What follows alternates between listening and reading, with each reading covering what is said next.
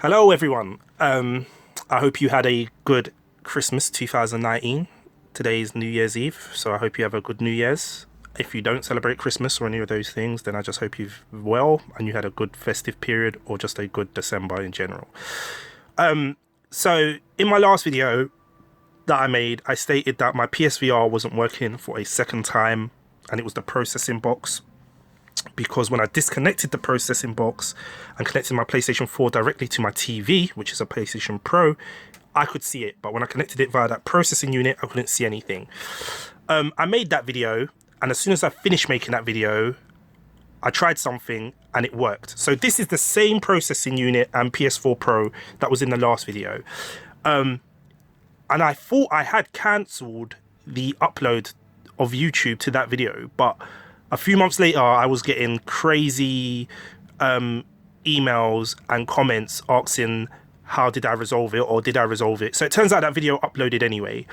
So because so many people have been asking me questions about what happened, I'm making this video just so you can see how I resolved it. It doesn't mean it will work for you, but this is what I did. So first things first, I have, as you can probably see, 101 retro games and everything else. I have a mountain of HDMI cables.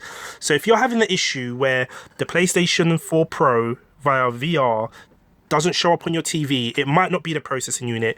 You just might have to try a different HDMI cable. I know it sounds obvious, but a few people have been asking me, and when I've asked them back, they haven't tried that.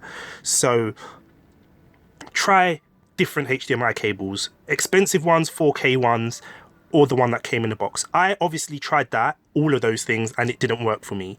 I have a mountain of HDMI cables, as I said, gold-plated 4K, and I tried the ones that came with the PSVR and the PS4 Pro, and none of them worked. So what did work in the end? What worked in the end was I have a 65-inch 4K LG TV, and what I basically did was went into the TV settings and turned something on what LG have called deep color and smart link, I think, on the HDMI ports. I turned those off, and the moment I did that, it showed up. So I'm going to pause this, go to those settings so you can see what I'm talking about. If you've got a Samsung TV, it will be there. It will just be called something different. Likewise, if you've got a Sony TV. So yeah, let me pause this. And there you go. On LG TVs, if you go to general and you go to deep color HDMI, you can see there you can turn off and on for different HDMI ports the HDR or deep color settings. I think my PS4 is in HDMI 1. The moment I turned that off, the PS4 showed up.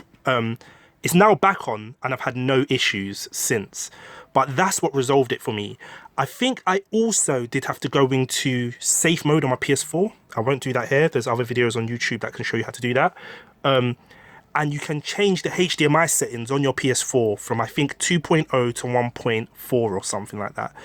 The reason why I knew to do that is because my friend who's got his doctorate in engineering told me that PlayStation and these other electronics companies like to lie. It got mad technical. I know I'm a techie person, but he's got a doctorate in it. And he said that basically they like to say their HDMI ports are 2.0, but they're not. They're 1.4. So when you plug in a HDMI cable that's like 2.0 or something like that, your TV gets confused with the digital handshake that goes on and doesn't show a picture. So I went in and I changed that, and that also may have helped. And that's it really. So to wrap this up, I've only got 5 minutes, which is why I'm trying to rush through this. Go to your TV settings and make sure your HDMI deep color is turned off. Or if you've got HDR or Smart Link on your HDMI ports, turn them off. But before you do that, make sure you've tried all the HDMI cables. Go for premium cables, gold-plated, 4K, the best cables money can buy. Then go into your PlayStation rest mode and try turning off or turning down the HDMI port settings on that. If none of those things work, and you've disconnected the PS4 processing unit and connected your PS4 directly to your TV and it shows up, then maybe you do have to just bite the bullet and send your PS4 back. But I hope that helps. Once again, I hope you have a good new year, and see you all soon.